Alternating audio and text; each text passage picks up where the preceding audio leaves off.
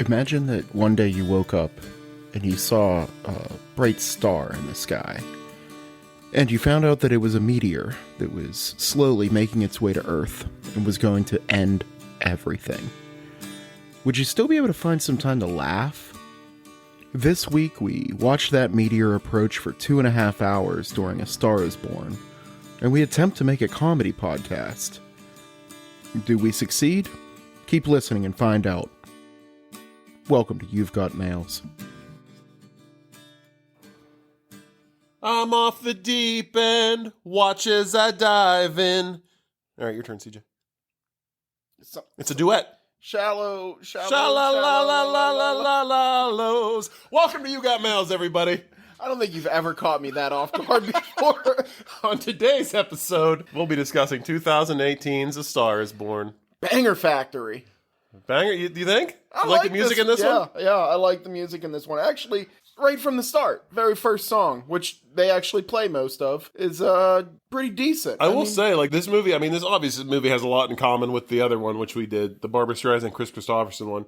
They don't shy away from playing the music. If you cut the songs out of this movie, you probably lose about an hour. For sure. There's full performances of every song, pretty much. Literally just live performances of music, which I dug. I like the music in well this shot. It was very cinematic, the way they got him on stage. Like, I guess they actually shot these during real concerts. Yeah, some of it was at Coachella. They did some stuff at between a Willie Nelson concert at one point. They went to real shows and, just like they did with Star Is Born. Like, they actually put on real concerts. Not the original, but the Barbra Streisand version.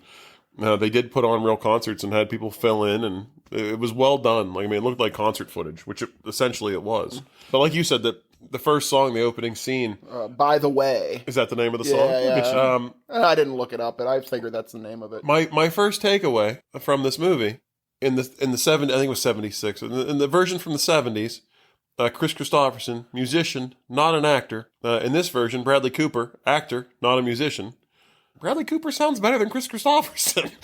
And I know we're probably jumping ahead to some of the trivia on this, but he got professional vocal training. Yeah. When he was doing interviews and stuff for this, he said, I thought, I knew how singing worked, but yeah. It's actually a whole thing. He realized it's a very hard to do thing. Yeah, he realized after getting into it, he probably should take it a little more seriously and get some training on how to sing. It paid off, I think. He sounds great. He also almost sounds more like Chris Christopherson than Chris Christopherson does. I feel like his voice in this is exactly like Chris Christopherson. Very true. He sounds like Sam Elliott, and I guess that was something that he did was, because he's one of the main producers on this movie. Yeah. Is he modeled himself after Sam Elliott before he ever even got Sam Elliott to sign on for the movie. He was planning on sounding like him before he was in the movie, yeah. Yeah. Pretty cool stuff. All right, well, yeah, we are jumping ahead. Let's Yeah, we're all over the place. I'm excited, buddy. Let's hit this stuff as we get into it. There's going to be a lot of parallels with this movie and the other ones. But, we're going to chat about it a lot. Yeah, I'm sure. I feel like we're going to kind of break down this movie like we usually do. We'll go through the plot and we'll just kind of hit on some things as we go. But this movie, just like the original, I don't want to keep saying the original. When I say the original, I'm ignoring the two that came before it. So I'm talking about... we're not really going to add a lot of movies that happened before the 60s. Yeah, I'm talking about the original for us, the one that we did originally. It starts out the same way, it's a concert scene. It's Bradley Cooper's character. He plays a character named Jackson Maine. All the names in this one are different, so they aren't really playing the same characters, even though they pretty much are. Jackson Maine, he's like a country rock artist. He packs them in. He's got a big crowd. You can tell he's popular. He's got it's like a southern rock vibe. It's not the Jackson Maine experience or whatever. Yeah, it's not a stadium country like you hear it now. It's got more of a little bit of an edge. Yeah, he's to a bluesy rock. Yeah. Like an old school Leonard Skinner. Yes, yeah, very much something like that. Yeah. But he's aging. I think he's supposed to be 43 in this movie. And that's a rough fucking 43, buddy. Yeah, well, he looks rough in this movie. Yeah, but he's supposed to. So obviously he has alcohol and drug problems, just like the 70s version. He apparently went through hours of spray tanning every day to be on this movie, and also had to use menthol drops in his eyes just so his eyes always looked red and bloodshot, because he is always on a bender pretty much in this movie. But he finishes out the concert. We meet his brother, older half brother Bobby, played by Sam Elliott. Now, did they mention that at this point? Did you? They didn't. You kind of find it out a little bit later. Okay. So you found out probably the same point as me. I was blown away that they were brothers. Yeah, but Bobby's his manager. He kind of tour manager, gets everything set up for the concerts and things like that. After the show, Jackson leaves on his own. He gets in his car with his driver, and he's looking for a place to go. He doesn't want to go home yet. He has a bottle of vodka in the backseat of the limo with him. Just like Chris Christopherson did. He doesn't do the whole face wash with it. I was waiting for the face wash. It didn't happen. But it's not a very full bottle, and he finishes it pretty much right out of the gate, and he's looking for another place to go. So he's talking to his driver, and the driver gets a little more screen time in this movie. It's a good I don't character. Know this guy's name. He was in the show Heroes. Matta Pockman. Yeah, that was his name in Heroes. And every time I've ever seen that guy on TV, I have to go, Matta Pockman! I never watched Heroes, so I don't... Oh, that was what one of the other characters would yell at him constantly. But yeah, they have a good relationship. He's talking about his kid, and like the driver just seems like a good guy. Like they've been together for a long time. You get the impression. You got the vibe in this version. The people he surrounded himself with were decent people. It wasn't Gary Busey shoving coke up his nose. They care about him. They know that he's the money, but they also seem to care about him. Yeah. And he treats people good. Like he's not like he's definitely a drunk and a drug abuser in this, but he's never really like. He's not shooting at helicopters, and he's not like screaming at his manager, and he's not as abrasive as Christopherson was. Yes, to people around him. He doesn't seem as hard. He's got a softness to him. He's a little more layered, a little more depth to him than what I would think they do. Oh, this movie makes the original one look like a kiddie pool. Like the depth that they put into the characters. Yeah, you're absolutely right. So as they're driving through town, he tells them, "I'll take a right up here. We'll find a bar," because it's an hour and a half to the hotel, and he wants a drink. Now he finds a little bar that he goes into. And we meet Lady Gaga's character right before this. Her name's Allie, and she's a waitress. It looks like she works like event staff kind of stuff. Like she's dressed up in like the vest and the black pants and the white shirt. They create her as a character outside of his purview. Yeah, which is great. We're introduced to her before we know she sings. Like we see what she's doing. She has to get out of work, and her boss is letting her leave a little early because she's performing. We find out she's performing somewhere, and she leaves there. So. Jackson's character pulls up to this bar. It's called the Blue, and he just sees it's just a bar. Like he doesn't know what it is. Like he sees it. He goes in, and it is just it's a drag club. There's drag performers on stage. Everybody's singing, dancing. But he's in there now, and they're gonna give him some booze. Yeah, they all seem happy to see him, and I love his character because he just rolls with it, man. He goes in and he's like, "Hey, it's a bar. I'm gonna get a drink." Like these all seem like good, nice people. Like. That bar looked like it was a fucking riot. Yeah, and so whenever we meet Lady Gaga's character Allie, originally at her job, she has a friend. I don't know what this guy's name is, but he's in throughout the movie a good bit. It's kind of like her best buddy from work. Confidant. Yeah. So he's at the bar, and he introduces himself to Jackson. He knows who he is. He's a famous musician, so everybody kind of sees him and is excited to see him. So he's chatting him up, and then Lady Gaga Allie comes out and performs, and just obviously a great singer, great performer, blows the house down. And just like the original, we see, Jackson Maine, Bradley Cooper's character, just immediately awestruck by her. He can tell she's talented. He knows she sings well. He's enamored with her. Okay. If I was him in this situation, I would have probably also been somewhat enamored, but I would have been like, damn, she is very passable as a drag queen. Because every other performer on that stage has been a drag queen so far. Yeah. So I'd have been like, wow, she is... probably the most gorgeous drag queen I've ever seen. How he actually even knows. I think it's pretty obvious she's a woman. I thought it would have been a lot better. He is also super drunk too, so I don't know. If he was disappointed when he found out she was actually a woman. So she sings. She does a great job, and we cut to a scene where he's actually in the dressing room with all the drag queens, and they're all asking for his autograph. She's there. They're all just chumming it up. He's having a good time. He's out. Yeah. He was looking for a party, man. He found one. He's having a blast. And he starts to connect with Allie. He starts talking to her about some things. They end up going to a different bar after this. Oh, not after. He plays a solo song to one of the queens. Oh, he does. He does. Oh, they man. ask him to play a song, and he plays a little guitar, and she sees him playing. And they start with a tear-jerking, fast. in Yeah, this she's movie. obviously like enamored with him as well, and like he's charming, drunk but charming. He's not like Chris Christopherson stumbling down the stairs with a bucket of fried chicken, and then like heckling throughout the entire performance. Like he's respectful. He's there to have a good time. He's enjoying himself. They go through a lot of the same themes, but the movie has very different shots in it. Yeah, absolutely. So they go to another bar and they're kind of hanging out, and this guy comes up, and Jackson handles it really well because it's kind of a role reversal from the first one we saw, where this fan starts kind of harassing Jackson, not in a bad way, but like asking for an autograph, a picture, and he's kind of just letting it go, and like he's gonna humor the guy. And Allie is like, nah, dog. Punches him right in the face. This is a cop bar. Yeah, it is. Mentioned. Yeah, and I think she punches a cop. Yeah, she punches a cop in the face because he's giving Jackson a hard time. They end up leaving there, and they end up at a drugstore because like she's probably broken her finger, or at least she's hurt her hand from punching this guy in the face. So he's trying to get her some ice and he gets some frozen peas and things. And they're sitting out on the curb of the CVS, and this is where they come up with the "Shallow" song.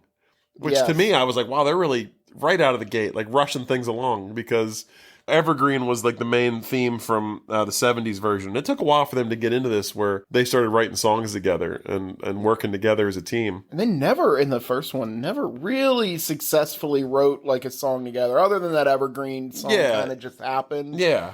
But this one, they're a duo. They're a team right off the top. Yeah. She's in. She really likes him from the get-go. Yeah, and he tells her like what a great songwriter is. He can see that she's a good songwriter.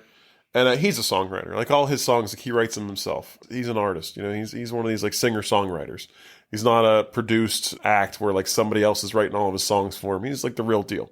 So he appreciates it. He sees her creativity and he appreciates it and is attracted to it. Takes her home in the morning. They pretty much spend all night together. He takes the limo home with her, drops her off, and invites her to his show that night. And I have to work. I can't. You've got my number. I'll see you later. She goes in the house, and we meet her dad. How long did it take you to realize who he was? It took a few minutes. You're hearing that voice. Yeah. First of all, they pull up to the house, and there's all these like black Escalades like lining the street. And he's like, are these all yours? Because my dad's a driver. Like he owns like a company where he drives people around. Looks like some mob shit, honestly. 100%. Like they walk in the door and it's like all these Italian guys. It's got real strong mafia vibes, and they're betting on horse races. Like at 7 a.m. At 7 a.m. They're in Japan, the horse race. I don't know if you caught that. They're horse races in Japan. He's like, where you been? Like, and then like he's got all his buddies with him, and they're all kind of like, they all seem like they're connected. And I'm sitting here like listening to this guy talk, and I'm looking at his face, and I'm like, that's Andrew Dice Clay. Yeah. There were so many times in this movie where like someone new would pop up. I'm like, that's that guy. Like, there's a lot of like cameos in this movie that I wasn't expecting. But Andrew Dice Clay plays Allie's dad, and he seems like a good guy, but he's also just he's easily starstruck, we find out. So like she talks about how anytime he has to drive a celebrity somewhere, he talks about it constantly. He's always talking about Sinatra, and talking about he used to be a singer too. We find out he's a crooner. He's a crooner. But he's always talking about how Sinatra had a look, like he had the vibe. It wasn't just the good singing. He said not all the good singers make it. Sometimes it's about the personality. And like he says this in kind of a demeaning way. Because we find out that like, and she had kind of mentioned this, I think, to Jackson earlier. She mentioned at some point she would get picked on because her nose was too big and she doesn't have the look. Like she's this fucking drives me. This is my least favorite like cliche thing in a movie. Yeah, it's when you're looking at fucking Lady Gaga. Oh, she's beautiful. Yeah, I'm too ugly to do anything. Yeah, it's like she's not wearing makeup in this movie. I know there's no makeup, and she looks that good. She's like, I'm too ugly to be a star. This was like a thing that they wanted. Like Bradley Cooper directed this movie, helped write it, produced it. And what a difference a week makes. I mean, we talked about A Thin Line Between Love and Hate last week. Martin Lawrence's first directorial debut. A Star is Born is the first movie Bradley Cooper ever directed. He's pretty fucking good. Yeah. Like, he's good. He put some work in on this. Yeah, for sure. Yeah, but he says that, I read some stories that he wanted her in no makeup. And she showed up on the first day of filming wearing, I guess there's like a no makeup. It's like, it doesn't look like you're wearing makeup, but it like smoothes everything out. He actually walked up to her with like a makeup removing pad and like smeared it across her face and like held it up and was like, you need to take this shit off. So like he caught her trying to like pull a fast one on him because like she looks great. I mean, I was into Lady Gaga. I'm gonna be honest. When was the first time you realized that she was at the Super Bowl? What? Like, I was never a Lady Gaga fan, and then she played that one Super Bowl, and I was like, holy shit, she is really good at what she does. Oh yeah, I mean, I've always known she was talented. It always kind of, she was always in the periphery for me until then, and now I'm like, oh yeah, she's really got good. what it takes. Yeah, she's really good. But yeah, so, we kind of get this story about how, Andrew Dice Clay is talking about how not all the great singers make it. And it is kind of a dig at her almost. Like, I don't think it's meant to be from him a dig, but she takes it. Like, she hears that. And you kind of get the impression, I mean, she's probably been hearing that her whole life from him. Because this is all he talks about. Like, he's very much into talking about this stuff. From there, we get Jackson's driver shows up at her door, a little bit later, and is trying to pick her up to take her to the show. And she's like, I'm not going. I have to work. I can't go. He follows her to work, and she's talking to her best friend, the guy from the club earlier. And she's like, yeah, he won't leave me alone. He's just followed me here now. They walk in, and the boss immediately gives her attitude for being late. And she just looks at her friend and goes, all right, let's fucking go. We're out of here. Let's do it. They go out. They get in the limo. They go from a limo to a private plane to landing to like a ride to the concert. Like, their lap of luxury. They're loving it. Like, they're in this private jet laying down on couches. And this one, she gets the real rock star treatment. Yeah, she really does. Yeah, it's not just like, let's shove you in a helicopter. Which, I mean, that was the 70s. That probably was pretty special. But this is like, she's on like... It goes to show, it really paints the picture of when you are that rich and famous, shit just happens for you. Yeah. Like, you say, hey, I want this person to be at my show, and a team of 40 people are making that happen. Yes. There's a private jet, there's backstage people, there's private cars. Yeah. Yeah. She gets ushered to the stage with her and her friend, and Jackson the entire time, like, before the show starts, is asking, is she here? Where's she at? Like, will she be here?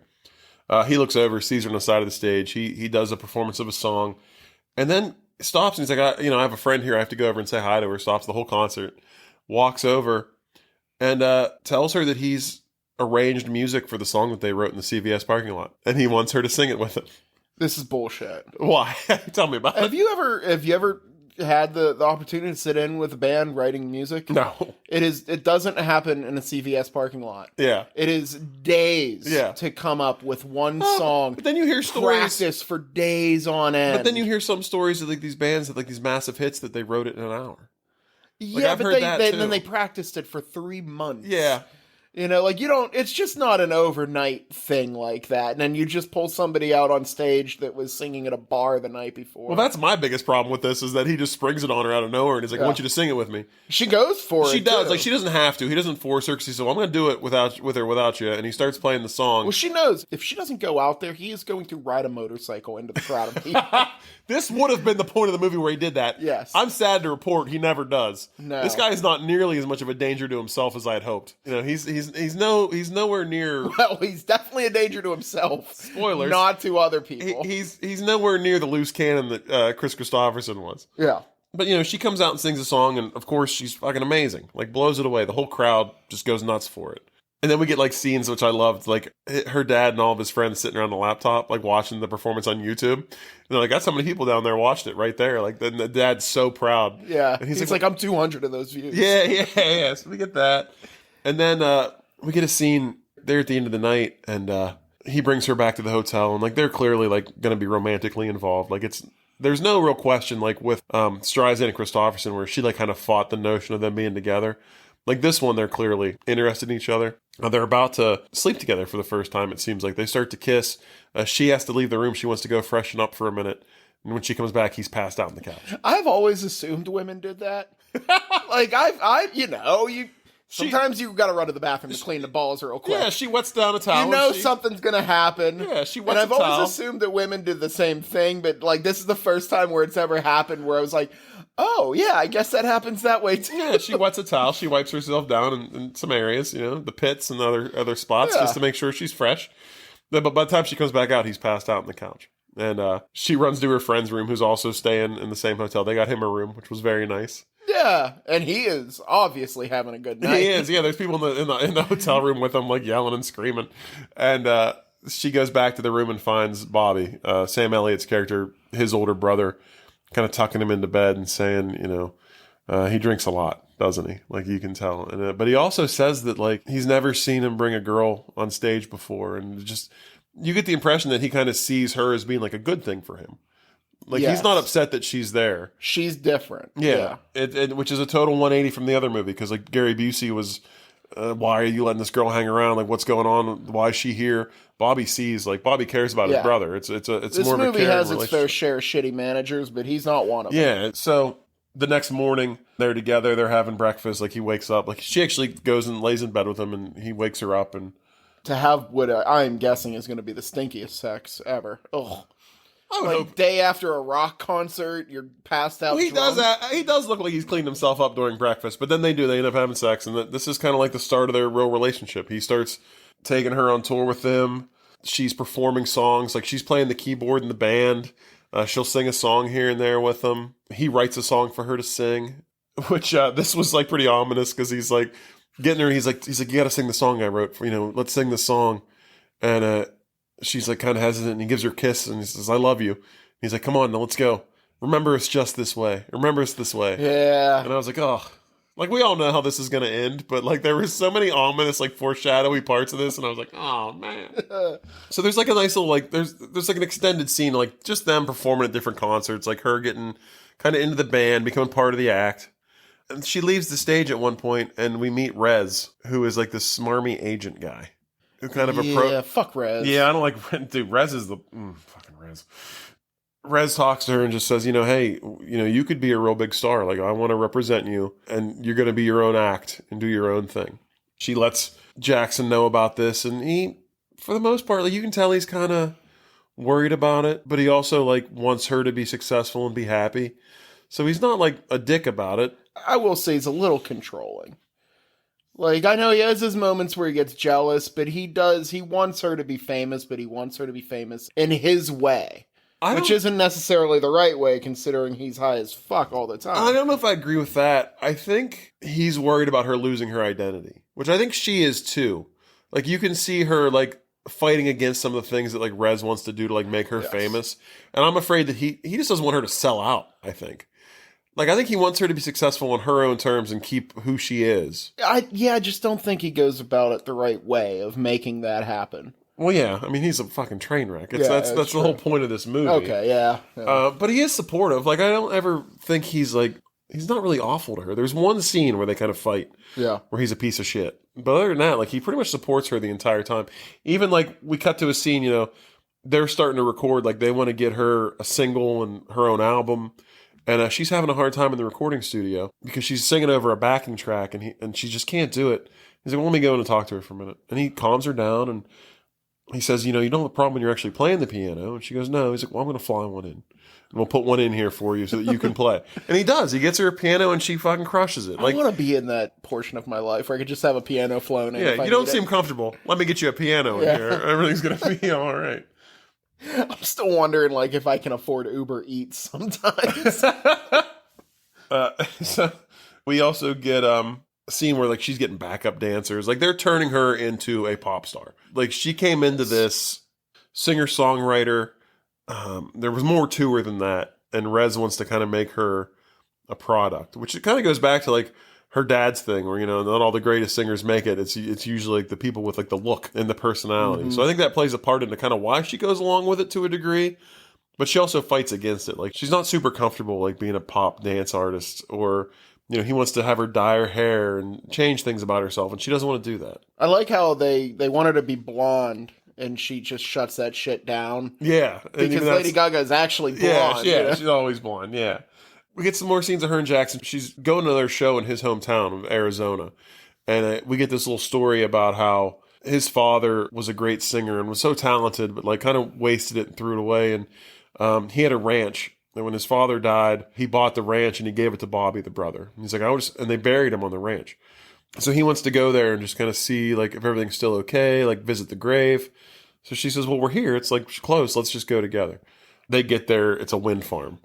So when they get back to the show, he walks right up to Bobby and punches him in the face. All right, this is where I gotta say, this scene, best scene in the movie by far. Because of Sam Elliott's acting? Because of both of them. Oh, yeah. They, in this, 3 or 4 minute scene, they lay out 43 years of backstory.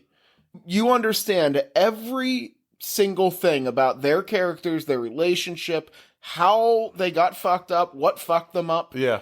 Like, this scene should be in college courses. Yeah. On how to write stuff. Like, because I understood everything about these guys exposition-wise that fast. Yeah. And was fucking broken. Yeah, oh yeah. By it. Like, these guys absolutely destroyed There's a lot of parts of this movie that broke me. Yeah, I'm going to be honest. But this scene, yeah, he punches him. He says, "You sold Dad's farm. You turned it into a wind farm. Like, where's he buried?" And he tells him, he's like, he washed away in a storm. Like, he's gone. Yes. And he's like, "You should know this because I told you all this already. But you were too loaded. You were too drunk to even remember any of it." And he says, "I can't do this anymore. Like, I'm not going to be your manager." And they have an implosion. Like, that's it. Like, Bobby's not on the tour anymore. He's not. Oh, the brother implosion. Yeah, he can't deal with it anymore.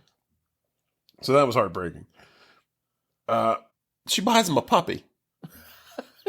We get a scene where, they're living together, basically. Like, they're all in it. Like, they're together. You know what? More believable than building a fucking house together. Well, yeah, they didn't do that. Because when he first said they were going to see the ranch, I was like, are they going to build a fucking house? That is my first notice.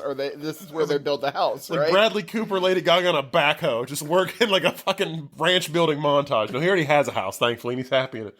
But she buys a puppy, and I was like, don't bring a puppy into this. Like, I knew what was going to happen at the end of this movie. I was like, don't do that to this fucking puppy. I felt so bad. The puppy is nothing actually... cures a volatile relationship like bringing a puppy into it or having a child. Yeah. The grown-up version of the puppy is actually Bradley Cooper's real-life dog. Yes. Yeah, so that was kind of nice. He brings his dog to work with him. I like that. But yeah, she buys him a puppy. And we just get like all these... It's just like the 70s version where Jackson's up, he's fine, he's not drinking, and then he's down. And he's up and he's down, Like, there's a scene where she's about to perform with... they have all these backup dancers for her. They're going to have her do like her first live performance. And he's supposed to be there to see it. And he doesn't show up. Because there is a scene. This might be the most rock and roll, like country rock thing I've ever seen. Right before she's about to perform, they show him in a hotel room. He's got a pill on the coffee table. He takes off his boot, smashes the pill with the boot, and then just rips it up his nose. I mean, I was like, this guy is hardcore. With extreme prejudice. Yeah, like every motion. Yeah, like he is angrily doing these drugs. So he doesn't show up for her performance. But we find out that like the manager shows up, Rez shows up, and the backup dancers are off to the side. And she comes off stage. She crushed the performance, and she says she feels great. He's like, what about the dancers? She goes, I didn't want them. He's like, listen, if I give you dancers, you use dancers. Like, Rez is very controlling. He's trying to build an image. He wants to do things the way he wants to do them, and she's fighting against like what he wants. I felt a little let down by this whole like this tiny little subplot about backup dancers, because normally I feel like I can catch some foreshadowing early, and I really thought that this was going to end with her bringing in her drag queen friends. Oh, I was like, it's Lady Gaga. Yeah, like add a little flair into this. Like, I really thought at some point she ends up on SNL, and I thought that was what she was going to do. She's going to be like, I'm not bringing my dancers, I'm bringing my friends from the club. Yeah. But it doesn't happen. No. I was a little let down by that. So right before, we find out that she's doing this live performance and that Jackson is going to Memphis. It doesn't really say why, but he's going to Memphis to do something. It's like a paid gig. Yeah, he's at a pharmacy convention. Is that what it is? Yeah. Okay. So he's doing a paid gig. And so he goes on this bender, and I'm sure he probably scored some great pills there, I'm assuming, because that seems to be his thing. Oh, yeah. He was probably all about that pharmacy convention. They didn't even pay him in money, just like little bottles. Little bottles of happiness. So he goes on a bender, and I guess they don't really explain who Noodles is. So he passes out in somebody's front yard. Yes. Fucking Dave Chappelle. Again, I was like, is that Dave Chappelle? So excited to see him. And you forget that Dave Chappelle is a fantastic actor. He's really good. Dude is so He's not good. in this a lot, but the scenes he's in, he does a great job. I hadn't heard this before we even rolled this movie or did anything with this movie. Bradley Cooper harassed him incessantly to get him in this movie. He does a stand-up where he talks about this. Yeah, he was at a party and he was like, I want you to be in this movie. And he was like, no. Bradley Cooper just called him nonstop and harassed him until he was in the movie. Yeah, and he's like, I barely know this man. Yeah, but he's just like an old friend of his. I read online that I guess he was a drummer in his band or something. He's also a musician. Yeah. But they cut out a scene of him drumming. But they know each other. They've known each other since they were kids. Like, they make reference to the fact that he has a little boy. And he says to Bradley Cooper's character, he's like, he's the same age as you were when I met you. So they've known each other a long time. Like, probably like his childhood friend, best friend, grew up together, got in the music industry together. But, he takes him inside. I think this is kind of showing him the life that he could have. If he met a woman, slowed down, got out of the lifestyle, like stepped out of the fast lane. Yeah, he's happy. Had a He's kid. got a couple kids. He found his happiness, and it wasn't on stage snorting but his wife's there, and she's very accepting of the fact that they found this man fucking passed out in the front yard on a bender. They invite him in, let him sleep it off in like their daughter's room. I don't know if you know this, if you saw this or you were doing any research or not. This family, so you got Dave Chappelle, the wife, a daughter, and a son. The daughter was actually Dave Chappelle's daughter. Okay. In real life. The wife is Robert De Niro's daughter. Oh. And the son is her actual son. So I thought that was like a cool little thing that they got like these. That was like a whole family thing going on. Yeah, and then you got Bradley Cooper's dog running around. It was nice. Nice Clay in the background. Yeah. After Allie finishes her performance, Jackson was supposed to be there, and they can't find him. Haven't heard from him. So she has to track him down. So, she wakes him up. He's in this room, passed out in the child's bed. And she basically just tells him, like, I'm not going to come find you again. I need you to... This is your shot. Yeah, like, you need to clean yourself up. Like, I came this one time. Next time you do this, I'm going to leave you sleeping in a yard, whatever. He kind of says, all right, I get it. Gets up. They're all sitting down to have breakfast with Dave Chappelle's family. And he asks Dave Chappelle for like a set of pliers because he's got a bunch of guitars hanging on his wall. And he's like, I want to just get a piece of guitar string. So he gets a piece of guitar string. He fashions like a little ring. And he comes and sits down next to the table. And basically proposes to her without a word. Like just kind of like takes her hand. And he goes, I understand what you're saying. And like slips the ring on. Yeah. It was a nice little scene. Yeah, it moved a little fast for me. I mean, I got the feeling, like I never got the feeling. These two have great chemistry. I'll give you that. Like they were spectacular together. And, like, you could have told me that, like, up until this point, like, they had been together 6 months to a year, and I would have believed it. Like, it felt like they knew each other really well, and, like, this had been going on for a while. I mean, they moved in together. They bought a puppy. The puppy was getting bigger. They were in a serious relationship at this point. This is the impression I got. And then Dave Chappelle sees that he proposes, and he's like, fuck it, let's do it today. I'll call my cousin. He's a pastor. There's a church we can go to. Hey, they surprised you with some Dave Chappelle. Did they get you again? With Eddie Griffin? Like, it doesn't like, even what's have that guy been up to? There he is. Doesn't have a line of dialogue. He is just the pastor that marries them. Doesn't say a word. It's just Eddie Griffin from Undercover Brother. Or Eddie Griffith. Griffith. Yes. Eddie Griffith. Just undercover brother, just hanging out. He really was undercover. Like he was just right in the background. I like to think that like Dave Chappelle was on set one day and he gave him a call. He's like, hey, what you doing? He's like, oh, I'm in this Bradley Cooper movie. Yeah. What are you up to? Yeah. Which I love this wedding scene way more than the one from the 70s when they just like basically drug the JOP out of the fucking building and had him marry him on the front steps. So yeah, they get married and then we have like a nice little like reception and just it's a good scene. Like they get married. From here, we find out Allie's been booked for Saturday Night Live. You know, we get a little bit of scenes leading up to this where you see that Jackson's cleaned himself up. Like, he's doing better. He's not drinking. He's not doing... just like the one from the 70s. Like, he has his ups and his downs, but he cleans up for a while and he goes back into a spiral and he cleans up. So we're at a clean moment right now. And we get another, like, weird cameo from Alec Baldwin because she's going to be on SNL and they use, like, the actual SNL set. Yes. And Alec Baldwin introduces her. Well, if you're going to have SNL, you have Alec Baldwin. Yeah, I mean, yeah, really. He's the host. Famed murderer, Alec Baldwin. Come on. He's the host for that week. And introduces her, and she goes up, she does a performance, and it's very poppy. It's very suggestive. Yeah, like, this is where it started to kind of... I wasn't really into this part of the music. No, neither was I, but, you know, she's very scantily clad. She's got male backup dancers. There's some gyrating, and there ain't nothing wrong with a little bump and grind, CJ, but not if you're Jackson, Maine. So he's kind of watching from the side, and the lyrics of her song, too, which how he didn't, like... You would think he would listen to her music before she performed it on SNL, but it's like he's hearing the song for the first time. But she's talking about, like, somebody's ass looking good in jeans and, like, texting him and, like, why are you doing this to me? Yeah. And he's taking it as, like, who the fuck is this song about? I would have, too. Yeah, but he walks over and grabs, like, a beer from wherever. And he's in the back like, well, my ass looks good in jeans. I've texted her. Yeah. This could be about me. Bobby also shows up, though, too, and he just kind of reconciles with Bobby, which is nice. Like, he kind of says... And he says, you know, I was hoping to ask you to come back out on stage, and Bobby's like, oh, you know what, it's a lot easier without you. It's kind of like a dagger, you know? He's already, like, grabbed a beer. He's about to start drinking. And now his brother, like, he knew he was in town, so he wanted to come and say hi. Yeah. But he's also like, yeah, my life's way better without you in it. And that kind of starts like another spiral. And he starts drinking again. And he confronts her about the song and like what's going on with the song. And they get in a big fight. And he calls her ugly. This was unscripted. Yeah, it was. I read that. Yeah. He wanted a real reaction out of her, so he called her ugly. And I guess her crying and freaking out there was a little bit more real than they were aiming for. Yeah.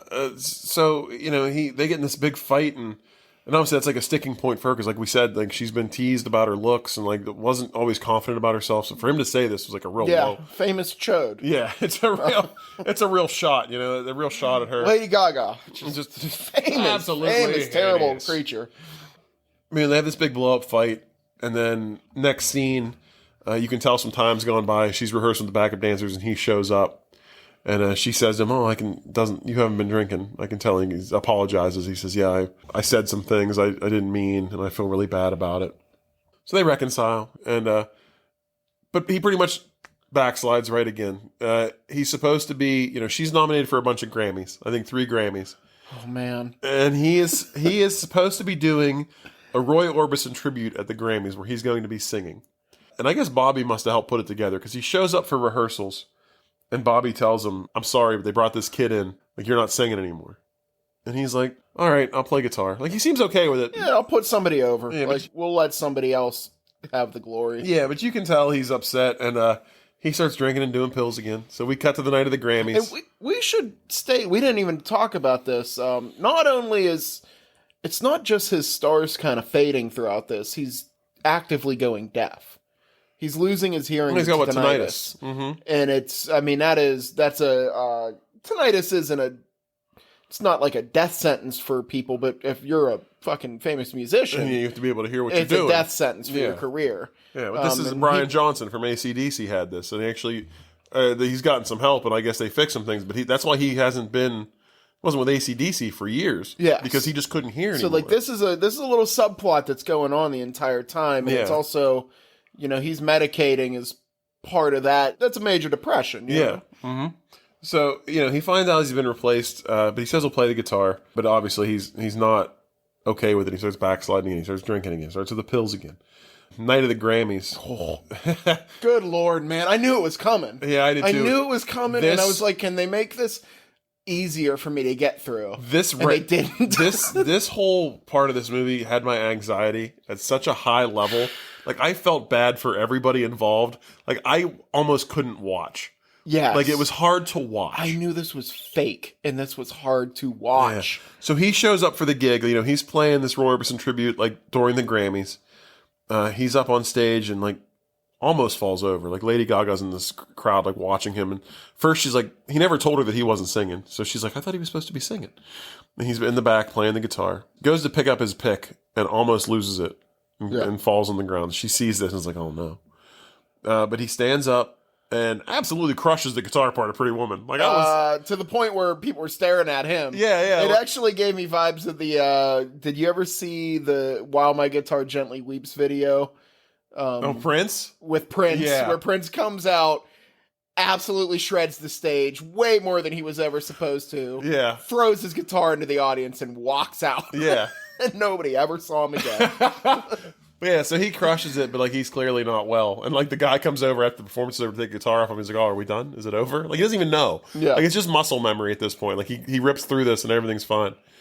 From there, he stumbles down to his seat next to Gaga. They're getting ready to announce like Best New Artist, which she's been nominated for. We're both actively wincing as and a little bit of foreshadowing here. He's like, "I really had to use the bathroom, but they wouldn't take me. They ushered me down here right away." He's like, "I really got to go." So as they sit down, they announce that she's the winner. So she stands up and like he has no fucking clue what's happening. Like he doesn't know that anything that's going on. And he's like, "Oh, what, did you win? What happened?" And like she's like hugging him, and he's like trying to walk with her to the stage. Why did she not just sit him back down? She tried. She was like, "Just sit down, go to your seat," and he like wouldn't. Like he just kept like stumbling next to her. Finally, they get to the front of the stage. She kind of falls into a seated position on the stairs, and she just walks her way up, and she starts giving her speech, and he's just off in the corner like, "Did you win? Did you win? Did we win?" And she's like, "Look, you're on the big screen." She's like, "I want to thank my husband." And he takes this as a cue like, "Oh, she said my name. I'm going to go on up." So he gets up there and she's like she's so graceful about it. And she's like, oh, we're having a lot of fun tonight, and gets a little laugh out of the crowd. And then he just pees himself. And I am just wincing This was so painful. I was so uncomfortable during this entire, for her, for him, for everybody. Yeah. It was rough to watch, man. Such a good job, by them, this scene, to make you feel all that. But it made me feel horrible. I hated them for it and appreciated what they were doing at the same time. So from here, they drag him into the back. They actually get him home and throw him in the shower. Andrew Dice Clay is flipping out, saying what a horrible guy he was. What did you do to my daughter? She's crying. He's in the shower. She's trying to set him up. He's fully clothed. Shower's running. She's in there crying with him. It was heartbreaking shit, man. Yes. We cut to him in a rehab facility. He's trying to get help. He's in rehab. He shows up for a meeting. He's late. The guy kind of gives him a hard time about it. They talk about some things. Then we get a scene outside where they're talking about his childhood, and he's with the doctor. And he talks about how his dad was just always drunk and just not really present. And he Jackson, when he was 12 or 13 years old, tried to kill himself. Took a belt, attached it to the ceiling fan, and tried to hang himself. The ceiling fan broke free of the ceiling and he fell. And they actually can laugh about it. Him and the doctor kind of it's almost like that he feels relieved to be telling the story, and and he starts laughing and the guy starts laughing. And then he says, my dad didn't even notice. That ceiling fan stayed on the ground for months until he died. And, he had no idea what even happened. He was always just drunk and, in a stupor. Then Allie comes to visit him and asks him if he's going to come home. And he just, another, fucking Bradley Cooper, great actor, just has this, breakdown where he's just weeping about, I'm so sorry I embarrassed you and what I did. And she's like, hey, it's okay. I just want you to come home. Yes. So he finally gets out of rehab. He comes home. We get a scene with Bobby again. And this is kind of their last scene together, where he tells him, because throughout the whole movie he talks about his dad, and his dad was so talented and he envied his dad.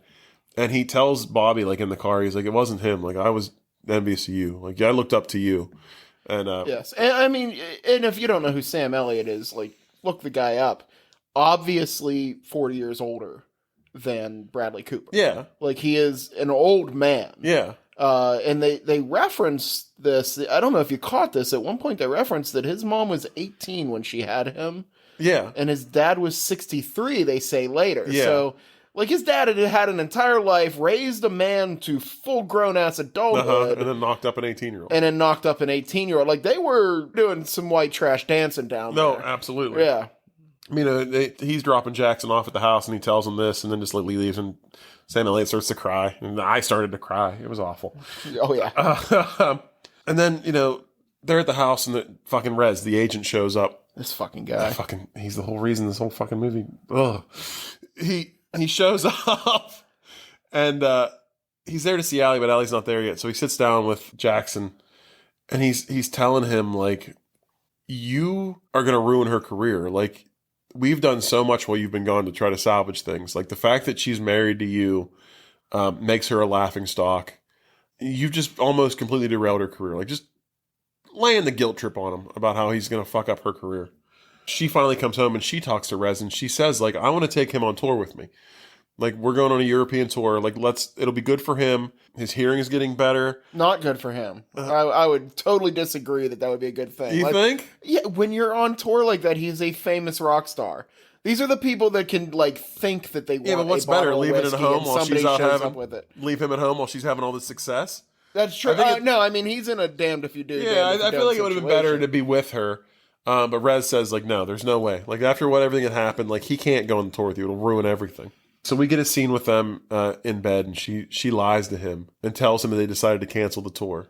In reality, she's just not going to go on the tour because she wants to stay with him. She doesn't want to be apart from him. She can't take him on the tour with her. Like I said, you don't want to leave him at home because he's a danger to himself. Yes. And he's just in bed with this look on his face. He knows that she's not doing this because of him. He's the reason that she's not going to go on tour. He is ruining her career in his mind. So they have a show that night, and she has her last show on this leg of the tour, and then she's done. And she wants him to be there, and she wants to do Shallow with him. Oh. So he says, all right, I'll meet you there. I'll meet you there. And we all know where this is fucking going. We saw the Streisand version. She leaves and he says, I'll meet her there. Actually, it's still curveball you. They do. First, he feeds the dog a steak. He gets the dog like the biggest steak you've ever seen. Son of a bitch. Leaves it for him. Walks outside, goes into the garage, gets in his truck, backs out. I'm like, here we go. He reaches in the glove box, grabs some pills. This guy's going to get high as fuck and just drive off a cliff, right? No. He gets out of the car, takes his belt off, and we've already gotten the foreshadow. We've heard the story about how he tried to hang himself with a belt. Goes in the garage, pulls the garage door down. The last you fucking see of Jackson. Yeah, not ambiguous this time. Like, Which such a shitty... Like, it'd have been better off if you'd have crashed your car. Like, Allie's going to be the one that finds you in that fucking garage. Then we get a scene of the dog sitting outside the garage door whimpering. Yeah, at least my goddamn leave heart. a note, like, by the mailbox or something that says, do not come into the house, call the police. Call 911, have them open the garage. So, yeah, he does that. And then, we get a lot of scenes of her just kind of, like, laying around the house, like, inconsolable, very upset. Bobby comes to visit, and they have, like, a heart-to-heart. And basically, Bobby's just like, he did this to himself. Jesus Christ, another home run of a scene. Yeah. Like, another one with him.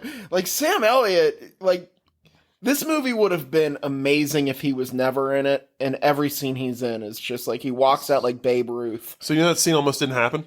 Oh, really? The original ending, not the ending, but that scene originally was supposed to be between Allie and her father, Andrew Dice Clay. Oh. And while Sam Elliott was done filming. Like, he had left the set, he was done. Yeah. And Bradley Cooper called him up and said, hey, I think that this scene would play way better if it was you. And he came back and shot that scene. Because they're the two people that really love Really knew him, yeah. So it's a good scene. Like, he just kind of, like, absolves her of, like, a blame. Like, it's not your fault. He did this to himself. Like, he loved you. He cared about you. Like, And then, just like the original, we get, like, a 7-minute song at the end, just like Lady Gaga. Jesus. And she says it's a song that he wrote for her that he never, like, got to finish or sing. Yeah, and if he didn't leave her a suicide note, that song was pretty much Yeah, like, I thought, note. like, literally, like, when she said it's a song that he wrote for me and she started singing it, I was like, this sounds like a suicide note. And I thought she was just singing the suicide note. In that same situation, if he handed me the lyrics to that song, I would call a therapist. I'd be like, you need to see somebody, man. Like, if this is what's going on inside your head. But then there's a flashback to him, like, at the piano with her sitting there, like, singing her the song that he wrote her and her crying. So, like, wasn't the suicide note, but goddamn if it didn't sound like one. Like, I literally thought, like, I was like, this is weird that she's just singing the suicide note. And then that's how the movie ends. Yeah, painful. And I'm just in tears in the fetal position. This movie was a fucking roller coaster ride, man. Yeah. It's heartbreaking. The whole thing, heartbreaking. Would you like to give it any flowers, CJ? Yeah, man. I gotta say, like, I don't think it's any secret that I think this movie is fucking fantastic. Yeah. And it, better than any movie I've ever seen, captures what it's like to love somebody that is in an addiction problem. Yeah. And I think it's America. We're post the opioid. Well, not post. We're still in the middle of an opioid crisis. Every single person. Yeah. I don't think I know a single person that doesn't have somebody in their life that's an addict. No, absolutely. And, and I grew up a son of addicts. Still addicts. It's this movie. Like, if I was watching this movie for any other reason this podcast, I would have shut it off. Really? And I think it hits for a lot of people that way. Yeah. And just that scene right at the end with Sam Elliott and her was the hardest. Because I've been in that situation on both sides of that conversation a few times in my life. And I'm sure probably most people listen to this that have done that too. Yeah. Fucking tragic, man. Yeah. I wish I could give people advice on it, but the advice is like, keep going. Yeah. Oh, yeah, absolutely. I'm sure you've been in the same place before. Like, everybody has. No, yeah. Fuck Purdue Pharmaceuticals. Yeah. But, yeah, that's my flowers on this one. Great comedy podcast. Jesus Christ. Yeah, I got So, way to bring the place down. I know, for fuck's sake. No, I wrote you this song. I feel really stupid about mine now. Mine were just a couple, like, little fun casting tidbits that I had saw that I thought were interesting. You know what made us even better was this was during my COVID run. Yeah. And this was like day 6 of, my wife was with me, but I basically had ruined her vacation, my vacation. I was in a great place when I watched this one, so Jesus Christ, man. It fucking hit me. All right, so Nicolas Cage was considered for both the roles of Bobby and Lorenzo. High five. So that was one of mine. Oh, shit. Yeah, he was. I don't know who Lorenzo was. Was that the dad? Could Nicolas Cage have been her dad? Who was Lorenzo? I don't know. Bobby was Sam Elliott, so Nicolas Yeah. Cage was in the running to be the brother. But I don't know who Lorenzo was. I'm thinking maybe it was the dad, or at least one of his buddies. Oh. So yeah, Nicolas Cage was actually almost in this movie. Like Nice. there was talks. That'd have been great. And then the other one that I thought was really interesting. There's no secret to anybody that, like, listens to the Howard Stern show or like knows anything about this. Bradley Cooper and him are very close. Like, Bradley Cooper considers him to be a very good friend. Who? Howard Stern. Howard Stern. Yeah. Okay. He's on the show all the time, but they hang out like in real life, like they're friends. Okay. He actually offered him the role of Bobby, wanted Stern to shave his head, like didn't want him to look like himself, and Howard Stern actually considered it for like weeks and kind of mulled over it until he decided not to. Like, I'm a Howard Stern fan. Like, I haven't listened to him in years because I don't have Sirius, but I've always liked him. His movie, I think for anybody that hasn't seen it and like has like a negative feeling about Howard Stern, Yeah. it is probably one of the best comedy movies I feel like that's out there. Like, I think if you watch that movie to give you a different understanding or a different appreciation for him, and I think he could be a really good actor if he wanted to be. I think one day he will be. Like, one day he's going to do this Andrew Dice Clay thing where he hops in. I feel like it's getting too late for that, but maybe. I mean, he's toyed with different acting roles, like here and there for the different parts, and like always turns them down. But I think he could be a really good actor. So I would have liked to have seen what would have happened there. But yeah, that's it for me. Still reeling from your flowers. I'm sorry. It's okay. I'm sorry. Let me dip my toe in the water and check here. Do you have a chick flick to a dick flick for this? I do. Because I kind of don't. I do, and it kind of dawned on me while we were talking about this one today, because I didn't have anything written down for it. Okay.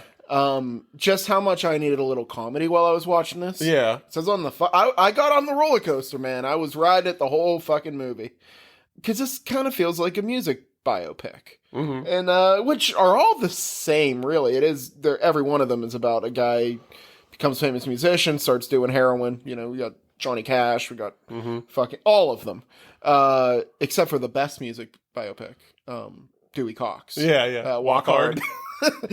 I just wish that they could have, like, John C. Reilly could have been in this a little bit, just as Dewey Cox, just to break the mood a little bit. Yeah. I can't specifically say what would be the best scene to add him in or anything like that, but, you know, just when you're in the depths of this one, to be like, somebody please bring me out of this. Yeah. Who's better than John C. Reilly? You're right. Yeah. All right. So I don't really have one for this. I like this movie almost too much to want to change it. Like, I feel like this movie kind of speaks to everybody, kind of like what you were saying. Like, everybody's kind of... But there's, and the subject material is kind of like... It's universal at this point. Yeah, and I feel like the subject material is to a point where, like, I don't want to fuck it up by, like, trying to make light of it or anything like that. But I will say this, because you brought up Dewey Cox, and it made me think of something that I didn't put in my notes, but I read. And for me, this is a way to make this movie that would... I already like this movie, but it would make me more interested to see it again in a different way. Do you know who was originally going to play the Jackson Maine role? Not Bradley Cooper. No. It was someone that was in Walk Hard. Tim Meadows? No. Because that'd have been awesome.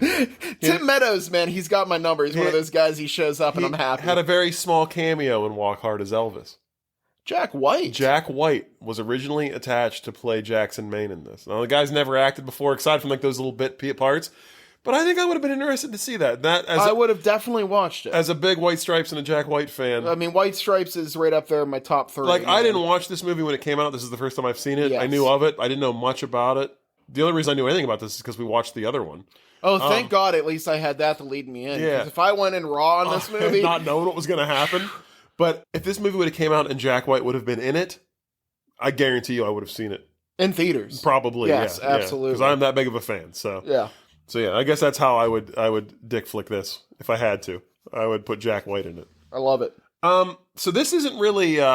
This is going to be a new segment here that we may do again. We may not. Depends on how many people actually want to partake in this. We have a mailbag. We have a few questions. Ooh. I teased it last. People give a shit about what we have to say. I guess so. But they might not after they get our answers. I feel incredibly validated. So I teased it last week a little bit. Our listener in Moscow, Idaho, sent us another email, and he had a few questions for us. Okay. So I'm going to pose these questions to you, and then we can both answer them. Ooh, hit me. So this first one kind of came from He had just listened to the What Women Want episode. We kind of talked about Mel Gibson's problematicness and what a shit person he was. He does start out by saying he finds Mel Gibson's personal affairs to be a train wreck, to put it lightly. He has always found his acting entertaining, and the movie Payback holds a special place in his heart. And I, too, love the movie Payback. So it's a great movie. It's a fucking great fucking movie. This leads me to ask his first question. Where do you stand on what I always called death of the author, or simply separating the art from the artist? Then we get a little Fright Pub shout out here. He says, to me, I agree with Shaggy from Fright Pub. As long as the art is not furthering that which makes the artist questionable, separate the two. If it endorses the behavior, don't. At this point, no one is asking about Picasso's political views as his art rises above it. So what do you think, CJ? Separating the art from the artist. Can you do it? What are your parameters for doing it, if you can? I don't think I've ever had a major problem doing that, where I can say, like, hey, I want to watch this movie even though I know this guy was a problem. But I can also say that, like, I haven't watched a Bill Cosby thing in years. Yeah. Just because, like, the taste is gone now. Yeah. Like, I don't wish Bill Cosby the best. I wish him the worst. Yeah. Pretty much in every way. If one of his movies came up, I wouldn't shut it off because of that. I just don't have a taste for it anymore. Yeah. So for certain artists, like, I watched What Women Want, and Mel Gibson's not a good guy, but I was able to watch the movie and still enjoy it as a movie. Yeah. So I guess it kind of just depends case by case, right? I think you're absolutely right. I think it also, to a degree, depends on the quality of the work and, like, the place in your heart for it and where you were when you saw it originally. Like he said, he has a special place in his heart for Payback. So do I. I love that movie. Yes. Even more so, I go back to, like, Mad Max, the Lethal Weapon movies. Like, those were all parts of my childhood. Like, things that I saw before I even had an idea what Mel Gibson was all about. I can still go back and watch those and enjoy those. I can appreciate the fact that the guy's a good actor. I also can appreciate the fact that he's a piece of shit and has a lot of views that I don't agree with. And you know what it is? But at the same time, like you said, it's also, like, not that I've lost a taste for his work, but I don't think I've really gone out of my way to see anything of his now that I know. You know, he hasn't done anything new that has made me want to be like, oh yeah, I'll put aside what I feel about him and watch this new stuff. It's kind of like pre-incident and post-incident for me. And okay. What Women Want was almost like a special case because he was playing a piece of shit, and I know he's a piece of shit. It made me view the movie differently. I do think it skewed my rating. Yeah. Like, I feel like I had said in that episode, like, if you asked me when that movie came out what I thought of it, and you asked me today what I think about it, I'll get 2 different reviews out of it, like 2 different ratings out of it. Mm-hmm. But I'm still able to watch it, and, like, I'm able to appreciate that he was pretty good in that movie. Like, I didn't like the movie itself that much, but his performance was good. Yes. So, I mean, I don't know. That's the thing. It's kind of a case-by-case basis, like you said. I just think I think it can depend on the severity of what they did. I also, like, I'm a big believer that I don't have to have judgment and everything. My actual opinion really doesn't matter in the grand scheme of the whole world. Yeah, yeah. So, like, I don't need to have an opinion all the time, but I can tell you one thing. Like, I have a few Puff Daddy songs on my, like, gym playlist. Okay. And, like, now they come on, and it just makes me sad. Yeah. Because I'm like, man, I used to really get into this fucking song. Like, this was the song that, like, hyped me up. Yeah. And now I just hit skip. Yeah. And it makes me sad. Yeah. Why'd you ruin this for me, Diddy? Yeah, it makes me a little angry. Yeah. Where I'm like, you fucking gave us something awesome, Gary Glitter. Yeah. Yeah. All right. Okay. Second question. Okay. Which, I'm going to be honest, this guy makes me feel dumb. I think our listener in Moscow has a really good way with words. Oh, he's bringing some math into this. He's bringing some math, and I'm probably going to butcher, like, I'm probably not going to give the answer that he's looking for here, but we'll try. Second question. When rating artistic projects, especially ones made for mass media consumption, I personally believe that the bell curve puts average at 3 of 5, or 60% and above. By my own interpretation of Sturgeon's law, that 90% of everything is garbage. Projects that would otherwise be 1 stars should realistically be called before they are even finished or released. Do you agree or have a different interpretation? Oh, no, I don't agree. Okay. I don't agree that things should be killed in the cradle like that. Art is so subjective. Like, it is... Even the worst movies are somebody's passion, I have never turned on a Lady Gaga album. Yeah. She's an amazing artist. I'll never actively go and put on one of her albums. It's just not my thing. Yeah. You know what I mean? Like, but I can look at her and say, damn, she's good at what she does. Like, I know why she's famous. Yeah. So, like, it's very subjective. I mean, there are movies that you can look at and say, this movie's terrible, but what's a good movie? Constantine. You ever see that movie? Yeah. Keanu Reeves? Yeah. That is a pretty terrible movie. Yeah. I watch that movie once a year. Okay. It something about it. I like it. Well, that's the it's thing. a great movie for me. Art is subjective, and so are ratings. Like, so you might love something like Constantine that somebody else might hate. Yes. Just because a certain segment of the population hates that movie and thinks it was bad doesn't mean it never should have reached your eyes. So I think any kind of art, what do we always say? Like, art is something that makes you feel something. If you make something that gets absolutely no reaction from anybody, that's the worst thing you could do. Yeah. But if you make a terrible movie and I watch it and I get the chucks and the gigs out of it, and it makes me happy because I like that bad stuff. Like, that movie has a merit. It may not have been what you intended, but there also may be somebody out there that thinks that's the greatest thing ever made. It's if there's somebody that loves to paint, but they're really bad at it, what am I going to do? Go and knock the brush out of their hand and say, no, that's awful. Stop doing what you're doing. Because it's as much for the artist as it is for the people that consume it. Like, you can't tell someone not to make something that they're passionate about or that they have a dream to do. Absolutely. I mean, should the studios maybe be like, yeah, why are we going to release this? It's bad. I guess they could. But as long as, I mean, I guess they figure they're going to make something off of it. I mean, you could, a huge concept of this whole podcast is based around fucking Nicolas Cage. Yeah. If there wasn't a more divisive artist in the movie industry. Yeah, we were going to. There he is right there. We were going to be culling people's projects, God. I mean, I'm pretty sure if a Nicolas Cage never existed, my wife wouldn't know the difference in the world. Yeah. And I didn't know that before we said our vows, of course. Well, but, you know what I mean? Like, to me, I get it when I see his movies. Yeah. I understand where he's coming from. Yeah. Like, he's not taking it super serious, but he is taking it super serious in a different way. It's, you know, it's very subjective. That's the word I'm going to go with. Yeah, I like that. All right. Well, but thank you for the questions. Yes. That's awesome. Thank you, We're Moscow. getting deep on this one, man. So if anybody else wants to ask us any questions, like our listener in Moscow did, please, you can email us at you've.gotmails@yahoo. My favorite color is blue. Don't give out spoilers yet, CJ. That might have been a question. But yeah, seriously, ask us questions. We'll answer anything. There's no stupid questions. Only stupid podcast hosts that'll answer them for you. I love it. All right, so let's Nicolas Cage this thing.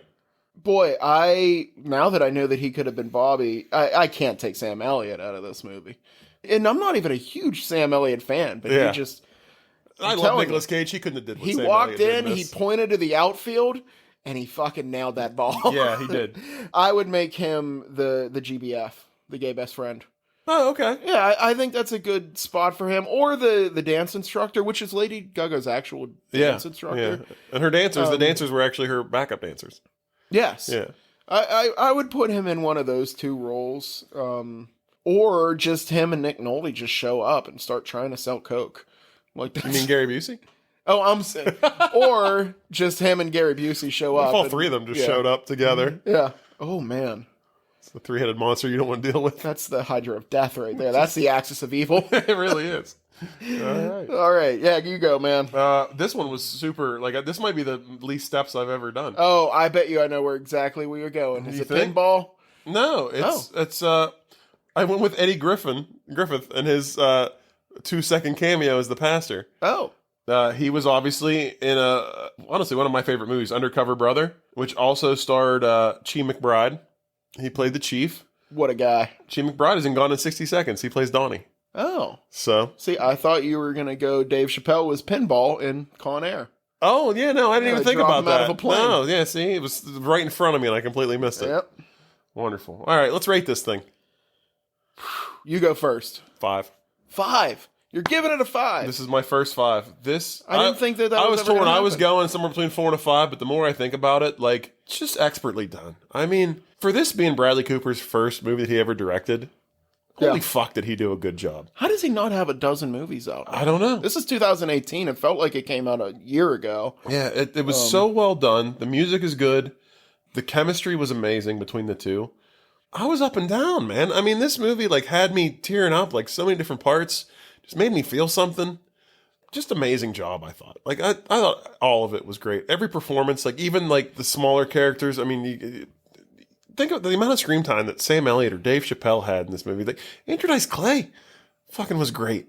Yeah. Like, there wasn't a bad performance in this movie. Speaking of guys that you can kind of dissect from their problematic past. Yeah.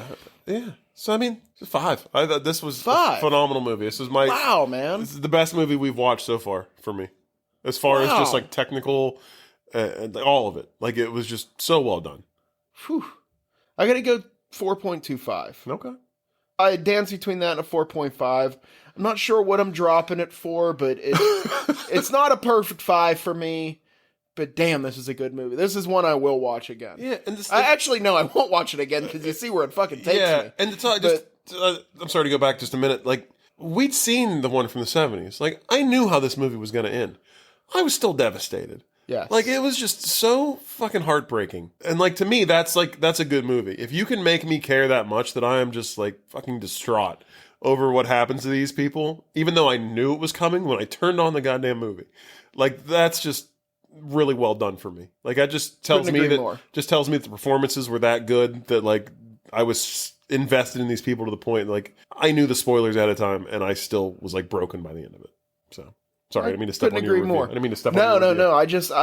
This is a perfect example of a thing that I do love in Hollywood is when somebody takes really crappy source material and turns it into something amazing. You see it a lot in comic book movies. Well, you like comic book movies get remade every 10 years with new characters. But things like, you remember the early 2000s, that Battlestar Galactica came out, and that was the source material for that was the campiest, dumbest shit on the planet. Yeah. And the universe, actually. And they made this spectacular show. Yeah. This is like that, where they took this source material that was so campy. And to be fair, like, this movie's been made like 4 times. Like, the one that we watched wasn't even the original. There was 2 before that from like the 50s and the 60s. Like, I think I'm good. I don't think I need to go back to I don't think I need to either. I don't think I can handle it. Let's get a fucking comedy next week. I've seen it enough. We know the ending. Can we get a movie where Dave Chappelle makes me laugh and not cry? That dog is still fucking sitting outside that garage door just whimpering. Oh, man. It's like that really sad episode of Futurama. Oh, don't look that up, people. Don't do it. You want a good cry. Watch that one. All right. So should we pick a new one? Can we lean harder on the comedy side of romance? So I went through, I edited, I've been pretty bad with the list as far as deleting the old ones off and adding new ones. So we are at 197 this 197. week. Okay, guys, we're only 4 years away from finishing this list. That's right. All right, let's hit the generate button a few times. Number 44. 44? That's a low one. Something funny. I don't know if it's going to be funny. I think it'll be a little more lighthearted. The Wedding Planner. The Wedding Planner. I believe that this is a... Is this J-Lo? I believe so. I believe this is a I've J-Lo... I've never watched a movie with Jennifer Lopez in it. I have. I watched that one where she was a stripper. That came out recently. Oh, wow. It was really fucking good. Don't know what you're even talking about. I don't remember the name of it. I'll look it up. I'll let you know. I'm sold already. But I mean, The Wedding Planner is a whole... Is this Matthew McConaughey? I don't know why I know this. All right. Nice. And we're getting J-Lo, McConaughey... You know who our new mascot should be? Who? Judy fucking Greer. Judy Greer's in it? Judy Greer is in it. It's my girl. Kathy Najimy. Yeah, so The Wedding Planner. All right. I'm going to assume it's about a wedding planner. Look, I don't expect to cry during this movie, and I'm okay with that. I should hope not. Although, who knows? Fucking damn near cried during this podcast today. A slight breeze brings a tear to my eye anymore. Yeah. Okay, so yeah, until next time, remember to... check us out where you get your podcasts at. Like us, subscribe to us, tell your friends. And then you can also email us at you've.gotmails@yahoo. And also check us out on our Facebook page. Like us there. We try to update weekly as to what movie we're doing. CJ makes an awesome meme every week. Pushing these memes. You're really pushing this. Pushing these memes. We're not culling CJ's memes, I can tell you that. These things are made with love. And they always get a 5 out of 5 from me. So until next time, when we discuss The Wedding Planner, and hopefully don't cry. Stay romantic. Don't be shitty to each other. Oh, I'm gonna go wash this feeling off. 2 men crying in a